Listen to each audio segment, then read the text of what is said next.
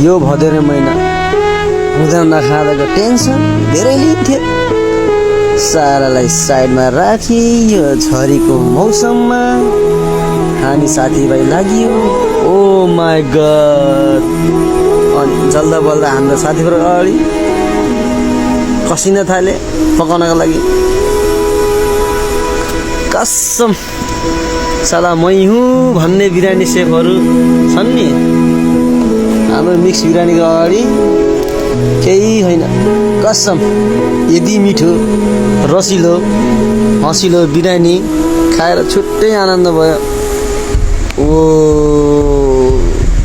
यो हो नि त पारा भन्दै हाँस्दै मजाले स्वाङ्की स्वाङ डिप्चीलाई कोट्याउँदै खाइयो ल्याम कि ल्याम ल्याम कि ल्याम खाइयो।